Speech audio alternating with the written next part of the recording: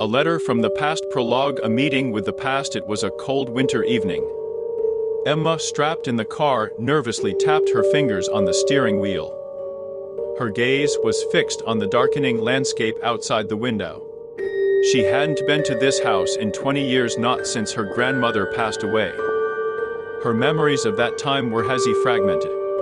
One thing she did remember, though, was how her mother had always avoided talking about the past and the events that took place in that ominous house.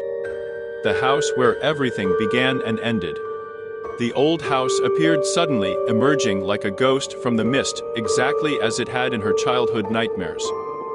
Its wooden walls had darkened with age, its windows shattered, and parts of the roof had crumbled, as though the house had been abandoned to its fate.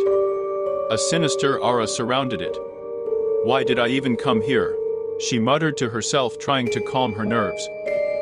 Fragments of childhood memories floated through her mind, playing in the wide hallways, running fearlessly through the house. But now it was different. The house wasn't empty.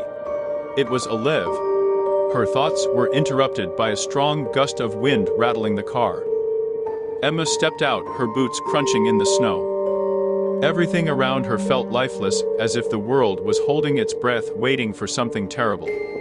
Part 1. The breathing house. The door creaked, releasing a musty smell of mold and dampness.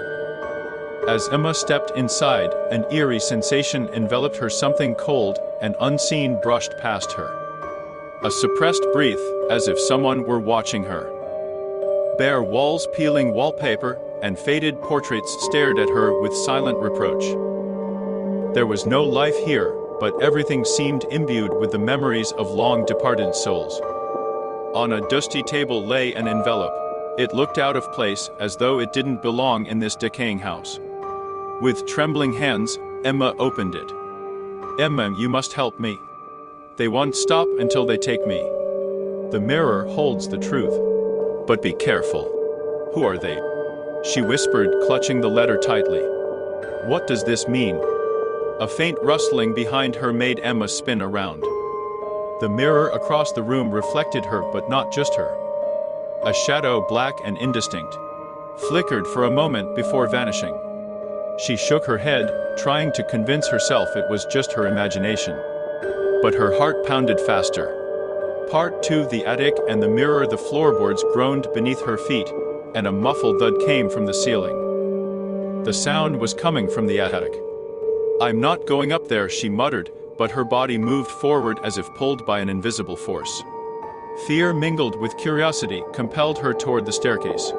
The attic greeted her with icy darkness that seemed to seep into every fiber of her being. In the beam of her flashlight, a mirror glinted. It stood in the corner, draped with cloth. A faint, eerie light already seeped from beneath the fabric. Emma stepped closer, pulled off the cloth, and froze. The reflection wasn't hers. It was a distorted, alien version of herself. Its eyes were black voids, as if the mirror was peering into her soul. "Help me," the figure in the mirror whispered, tilting its head as if trying to understand who she was. The mirror trembled, and cracks began spreading across its surface. From within, long, dark, grotesque hands began to emerge. Emma stepped back, her gaze locked on the unfolding nightmare.